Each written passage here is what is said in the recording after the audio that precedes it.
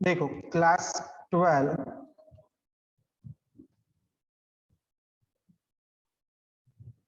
Chapter number 2 second solution, जिनमें हम आज बात करने वाले हैं topic number 2.4 vapour pressure of liquid solution.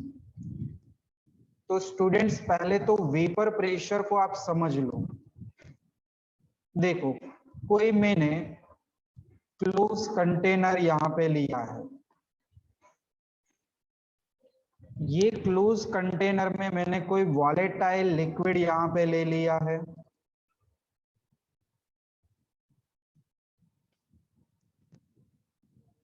Close container है, ये वॉलेटाइल लिक्विड्स है। सो यहां पे लिक्विड फेज कन्वर्ट होगा गैसियस फेज में, इवेपोरेशन होगा और ये गैसियस मॉलिक्यूल्स बनते गए। कुछ समय के बाद दोनों के बीच में इक्विलिब्रियम एस्टैब्लिश हो जाएगा। ये है वेपर्स मॉलिक्यूल्स। अभी स्टूडेंट्स यहाँ पे होता क्या है, ये जो वेपर्स मॉलिक्यूल्स है वो आपस में कोलाइड करते हैं, आपस में से टकराती है, एज वेल एज ये वेपर मॉलिक्यूल वेसल की वॉल पे भी टकराते हैं, जिसके कारण कुछ ना कुछ प्रेशर एक्सट्रैक्ट होता है। वही प्रेशर को हम कहते हैं vapour pressure. Vapour pressure vapour molecules के द्वारा प्रोड्यूस होता है। जितनी वेपर्स ज्यादा बनेगी उतनी कोलिजन बढ़ेगी और उतना ही वेपर प्रेशर बढ़ेगा। तो स्टूडेंट्स यहाँ पे हम ये चैप्टर में मैंने पहले भी आपको बोला था ओनली लिक्विड सॉल्यूशन ही पढ़ेंगे। तो लिक्विड सॉल्यूशन में हम तीन चीज कर सकते हैं। देखो मैंने पहले तो तीन बीकर आपको दिखा दिए, तीन बीकर में मैंने लिक्विड सॉल्वेंट लिया है।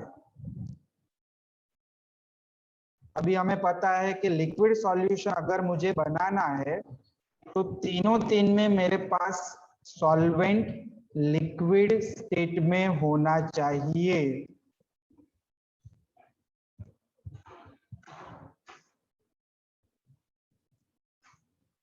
तीन में मैंने लिक्विड सॉल्वेंट, और जो लिक्विड मटेरियल्स होते हैं वो मोस्टली वॉलेटाइल इन नेचर होते हैं। ये लिक्विड सॉल्वेंट। अभी मैं अल्टरनेट यहाँ पे एक बार लिक्विड में मैं गैस सॉल्यूट डिसॉल्व कर रहा हूं, एक बार मैं लिक्विड में लिक्विड सॉल्यूट को डिसॉल्व कर रहा हूं और एक बार लिक्विड में सॉलिड सॉल्यूट को डिसॉल्व कर रहा हूं। तो यहाँ पे स्टूडेंट्स आपकी तीन थियरी हुई, 1, ये 2 और ये 3। थियरी नंबर 1 हमने पढ़ लिया कि when gaseous solute dissolve in liquid solvent.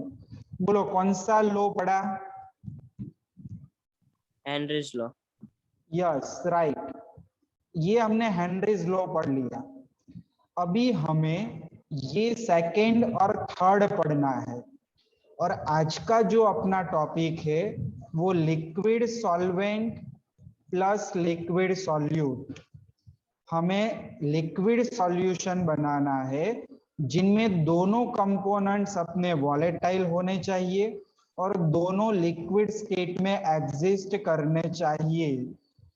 तो ये पैराग्राफ आपको फर्स्ट दिया है, एक बार ध्यान से पढ़ लो, फिर हम राउल्ट्स लॉ यहाँ पे स्टार्ट करते हैं।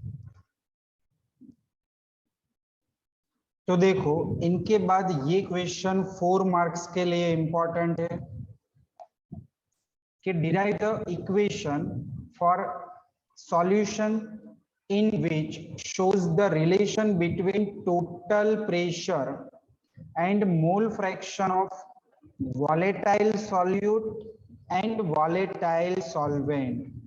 यानी ये जो राउल्ट्स लॉ है वो लिक्विड प्लस लिक्विड के लिए है और दोनों वॉलेटाइल मटेरियल होने चाहिए। तो ये हमें यहाँ पे समझना है। तो देखो थियरी हम स्टार्ट करते हैं, सारे पॉइंट नोट डाउन करते जाइए और समझते जाइए। पॉइंट नंबर 1 कि अपने पास दो ऐसे लिक्विड्स है,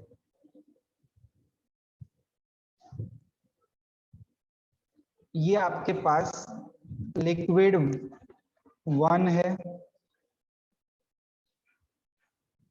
वॉलेटाइल, दूसरा आपके पास लिक्विड 2 है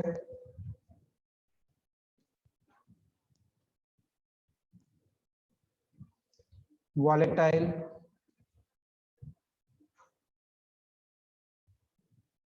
इसको लिक्विड एक को सॉल्यूट दे दो, कोई एक को सॉल्वेंट दे दो, ये दोनों को आप मिक्स कर रहे हो तीसरे बीकर में।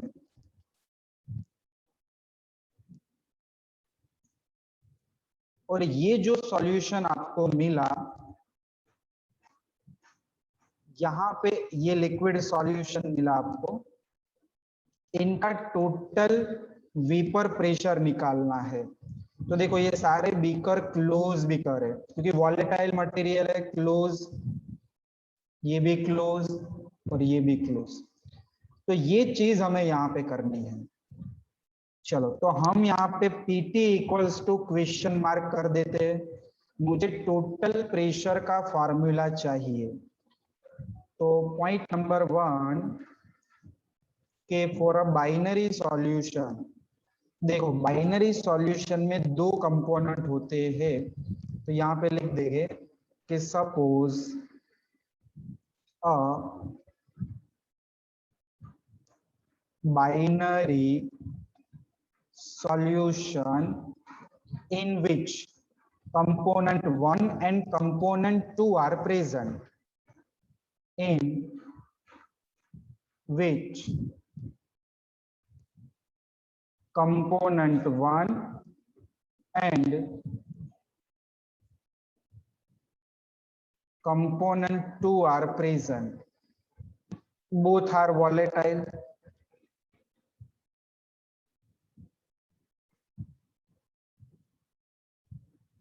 volatile liquids। क्लियर, ये पॉइंट नंबर 1 रहा। चलो पॉइंट नंबर 2, दोनों के हम मोल फ्रैक्शन ले लेते हैं x1 एंड x2 एंड दोनों के हम वेपर प्रेशर ले लेते हैं P1 एंड P2। तो सेकेंड पॉइंट लिखेंगे कि their mole fraction is x1 and x2। देखो ये ऊपर वाला लिक्विड 1 है ना, इसके मोल फ्रैक्शन मैंने x1 ले लिया, इसके मोल फ्रैक्शन मैंने x2 ले लिया, एंड their vapor pressure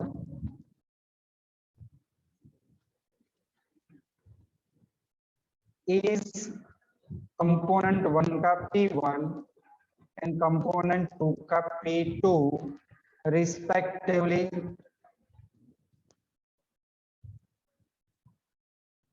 ये रहेगा सेकेंड पॉइंट। तो फिर से एक बार बाइनरी सॉल्यूशन बनाया, दो कंपोनेंट है, दोनों कंपोनेंट के मोल फ्रैक्शन हमने इंडिकेट कर दिए x1 और x2 से, और दोनों के वेपर प्रेशर इंडिकेट किए P1 और P2 से। अभी हम यहाँ पे राउल्ट्स लॉ अप्लाई करेंगे। तो राउल्ट्स लॉ क्या है वो ध्यान से समझिएगा, यहाँ पे मैं लिख रहा हूं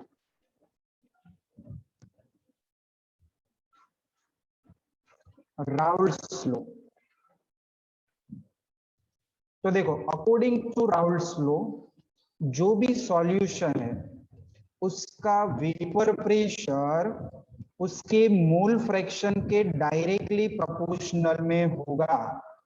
जैसा हेनरीज लॉ था सेम लॉ यहाँ पे है। क्लियर? तो मैं यहाँ पे लॉ पहले स्टेट कर देता हूँ। क्या solution of volatile liquids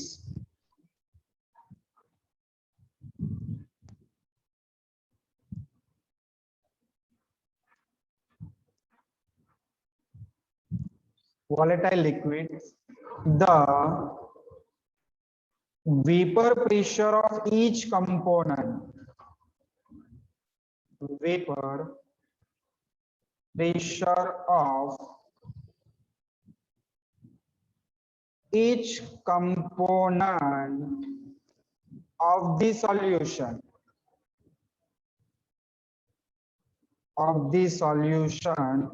is directly proportional to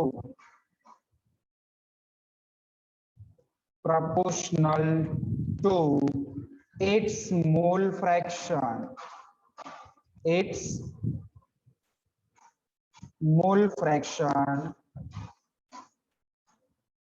present in solution।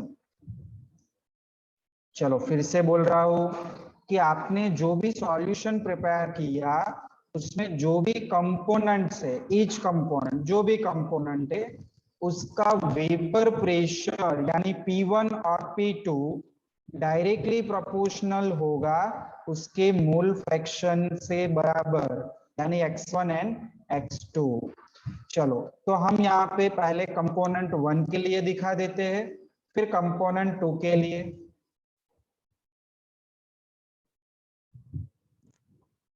तो फॉर कंपोनेंट 1, चलो कंपोनेंट 1 के लिए हम क्या लिख सकते हैं? P1 proportional to x1। चलो P1 प्रोपोर्शनलिटी कांस्टेंट हमने रखा P1 नॉट इनटू x1। देखो यहाँ पे खास लिखना है हमें where P1 not equals to vapor pressure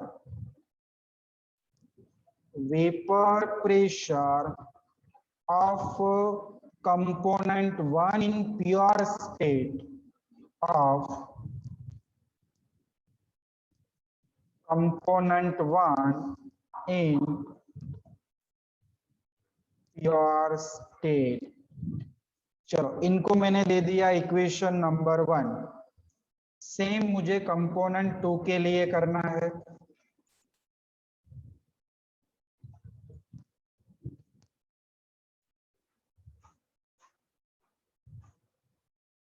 component 2 के लिए हम लिखेंगे P2 proportional to x2।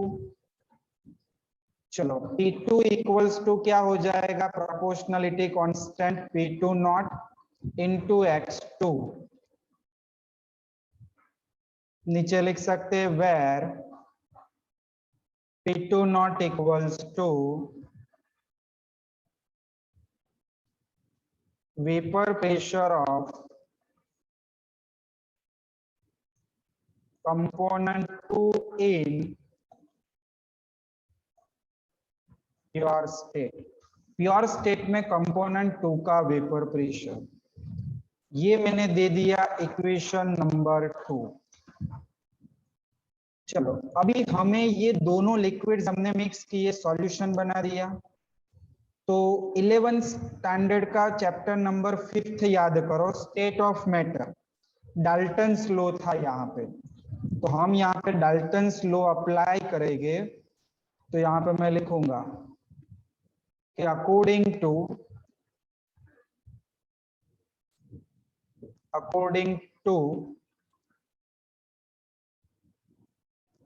Dalton's law of partial pressure,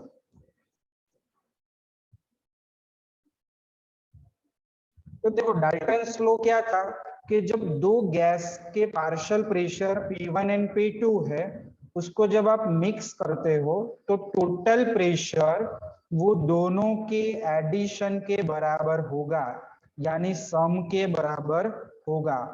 but एक कंडीशन थी, वो दोनों गैस आपस में रिएक्ट नहीं करने चाहिए। तो यहाँ पे भी सेम पॉइंट है, पॉइंट में लिख रहा हूं कि the total pressure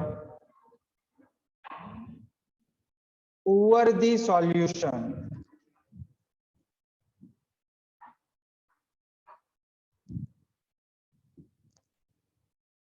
in the container, जो भी आपने बीकर लिया हो या कोई कंटेनर लिया हो, in the container will be sum of the partial vapor pressure of the components, जितने भी कंपोनेंट्स हो उसके सम के बराबर होगा। Main point sum. तो देखो हम यहाँ पे लिखेंगे formula P total equals to, दो कंपोनेंट है तो मैंने लिख दिया P1 प्लस P2। चलो P1 का फॉर्मूला मैंने ऊपर आपको इक्वेशन 1 करके दे दिया था, देखो ये रहा P1 equals to P1 not into x1, देख लिया। सेम P2 का वैल्यू भी याद कर लो, P2 नॉट इंटू x2, दोनों वैल्यू को यहाँ पे सब्स्टिट्यूट कर लो। P1 not into x1 plus P2 not into x2।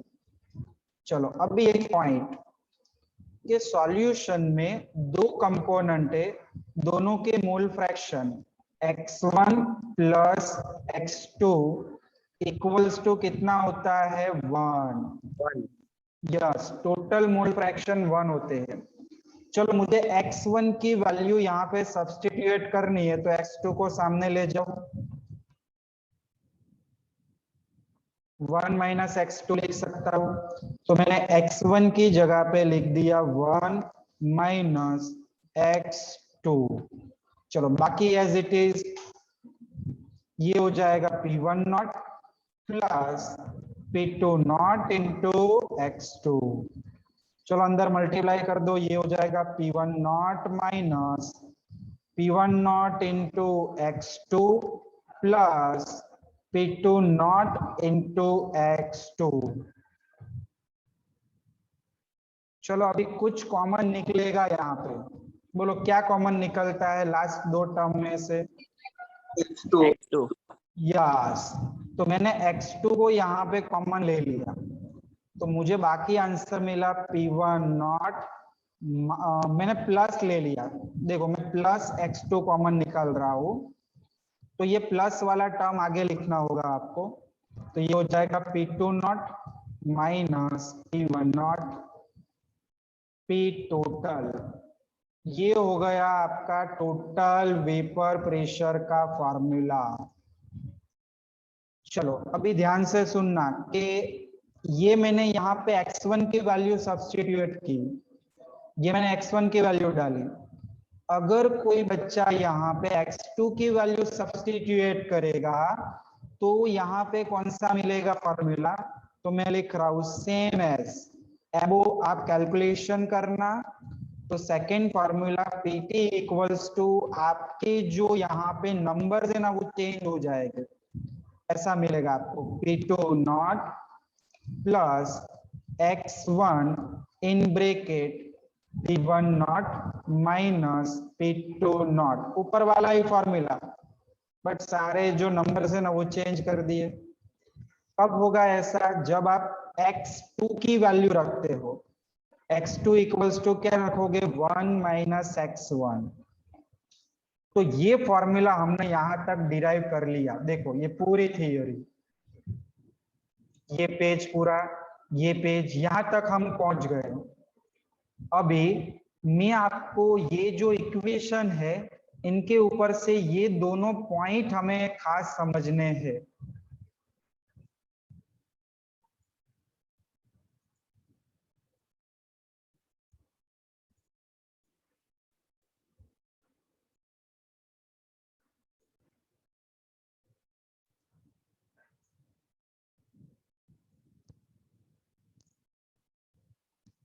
देखो पॉइंट आपके सामने यहाँ पे मैंने रख दिए है।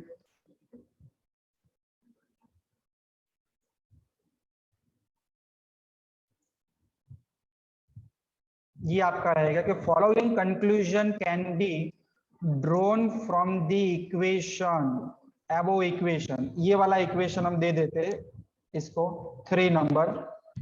तो ये इक्वेशन से पहला कंक्लूजन देखो आप ध्यान से, पहले मैं इक्वेशन में दिखाता हूं फिर नीचे वाला रीड करूंगा कि आपके पास टोटल प्रेशर पीटी है, वो कोई एक ही कंपोनेंट के मोल फ्रैक्शन के साथ रिलेटेड में है।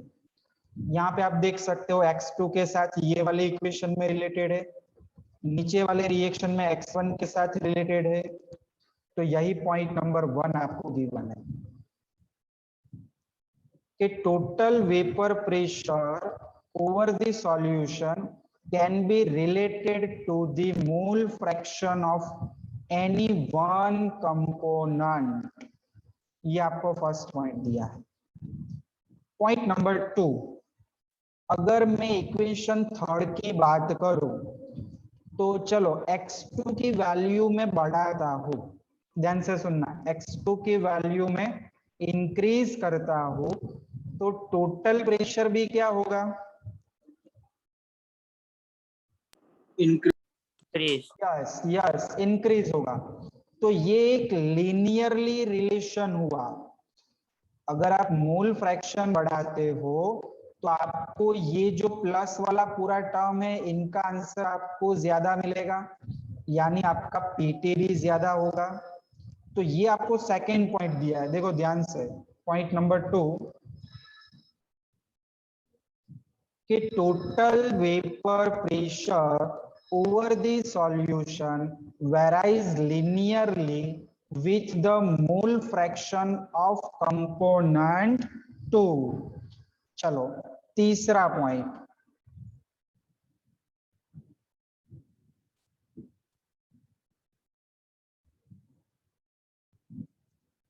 ये तीनों तीन पॉइंट ये हमने इक्वेशन से निकाले हुए हैं, कंक्लूजन पॉइंट है तीनों तीन।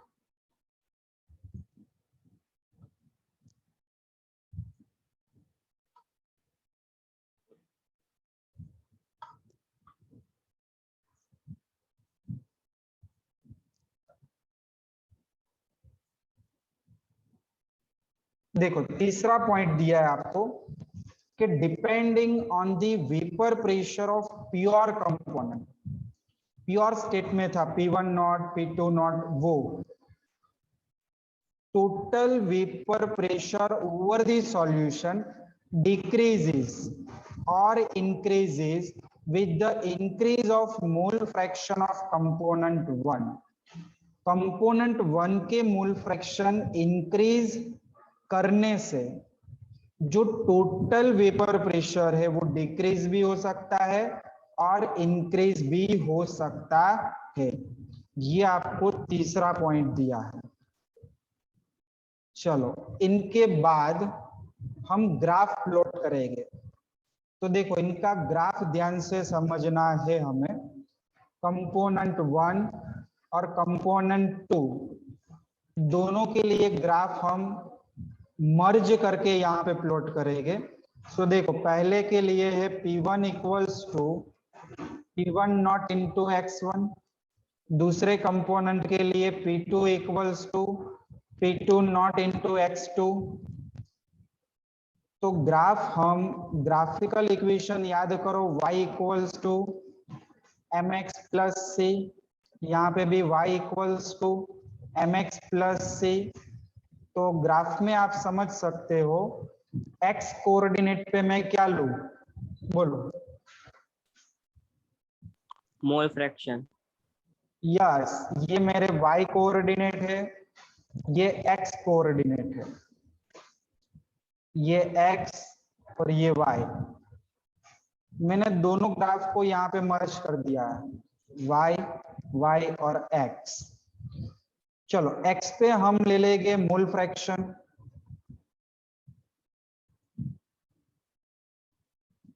y एक्सिस पे हमें क्या लेना है, प्रेशर, वेपर प्रेशर। यस, यहाँ पे मैं लिख रहा हूं वेपर प्रेशर ऑफ कंपोनेंट 1, और यहाँ पे मैं लिखूंगा वेपर प्रेशर ऑफ कंपोनेंट 2, ऐसे। चलो पहले मैं कंपोनेंट 1 के लिए ग्राफ प्लॉट करता हूं। यहाँ पे नीचे हम मोल फ्रैक्शन भी लिख लेते हैं। ये x1 है, देखो यहाँ पे मैंने x1 की वैल्यू 1 ली। चलो ये पॉइंट पे मान लेते हैं x1 अपना 0.8 है, 0.6, x1 की बात कर रहा हूं, 0.4, 0.2, और यहाँ पे x1 कितना हो जाएगा, 0। चलो सेम वैल्यू x2 यहाँ पे हो जाएगा 0। क्यों? क्योंकि देखो एक ही पॉइंट पे दोनों मोल फ्रैक्शन का एडिशन 1 आना चाहिए। चलो ये वाले पॉइंट पे x2 बढ़ता जाएगा, 0.2, 0.4, 0.6, 0.8, और यहाँ पे x2 की वैल्यू हो जाएगी 1। चलिए आपके पास यहाँ पे मैथमेटिकल फॉर्मूला है जो हमने ऊपर डिराइव किया, P1 equals to P1 not into x1। चलो x1 की वैल्यू 0 ले लो पहले, ये वाले, तो आपको P1 इक्वल्स टू भी क्या मिलेगा, 0 ही मिलेगा। ग्राफ आपका 0 में से स्टार्ट होगा। Yes sir. चलो x1 की वैल्यू अब आप मैक्सिमम ले लो 1, तो आपको P1 इक्वल्स टू क्या मिल जाएगा, P1 नॉट। तो ये आपका स्ट्रेट लाइन ग्राफ ऐसे मिले, ऐसे मिला, ऊपर चढ़ रहा है। और ये पॉइंट पे आप देखो x1 की वैल्यू 1 है, तो यहाँ पे जो भी आपका वेपर प्रेशर ऑफ कंपोनेंट 1 होगा वो मैक्सिमम होगा, प्योर कंपोनेंट का होगा, वो हो जाएगा आपका P1 नॉट। ये मैंने फर्स्ट कंपोनेंट के लिए बताया है, P1 equals to P1 not into x1 के लिए दिखाया। सेम ग्राफ आपको मिलेगा सेकेंड कंपोनेंट के लिए, P2 नॉट इंटू x2। चलो x2 की वैल्यू 0, तो P2 का आंसर भी 0। x2 की वैल्यू 1 लिख लो, तो P2 इक्वल्स टू कितना हो जाएगा, P2 नॉट। कब? जब x2 की वैल्यू 1 हो तब। चलो ये आपका स्ट्रेट लाइन ग्राफ यहाँ पे मैंने ऐसे बता दिया। ये जो वैल्यू है वो है P2 नॉट मैक्सिमम। ये जो ग्राफ है वो P2 equals to P2 not into x2 के लिए है। अभी ध्यान से देखना, आपको जो टोटल वेपर प्रेशर मिलेगा ना, ये दोनों लाइन के बीच में यहाँ पे ही मिलेगा आपको, ये रेंज में ही आपका टोटल वेपर प्रेशर रहेगा। PT equals to P1 plus P2, यानी मैं एक चीज यहाँ पे लिख दूं, टोटल वेपर प्रेशर आपका P1 नॉट से बड़ा होगा और P2 नॉट से छोटा होगा। ये एक मेन पॉइंट। तो देखो ये सारे पॉइंट आपको ग्राफ में दिखाए हैं, ये सारे के सारे पॉइंट ये वाले पैराग्राफ में समझाए हैं, तो इसको एक बार पढ़ लो। तो देखो लास्ट पॉइंट यहाँ पे, मोल फ्रैक्शन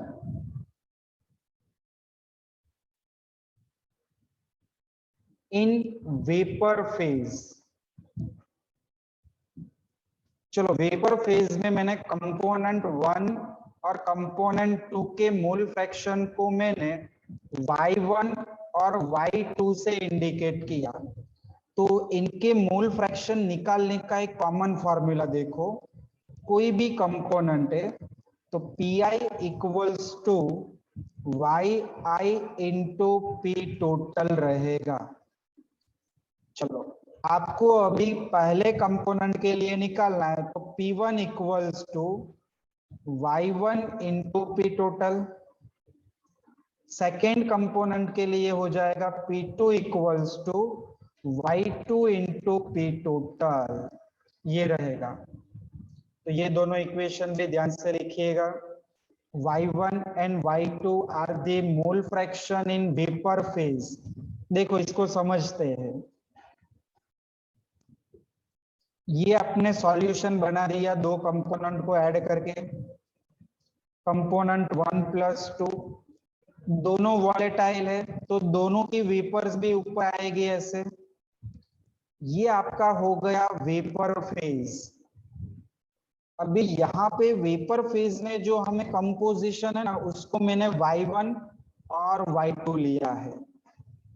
क्लियर? y1 और y2 यहाँ वेपर फेज में जो भी कंपोजिशन है वो है, ये y1 और y2 है।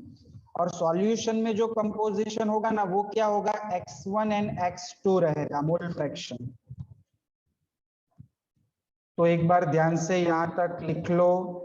इसके पीडीएफ आपको मिल जाएगी डिस्क्रिप्शन में, ग्रुप में आपको मिल जाएगी।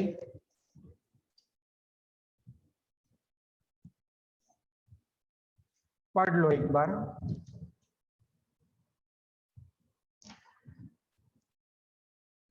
और यहाँ पे अपना लेक्चर फिर खत्म करते हैं।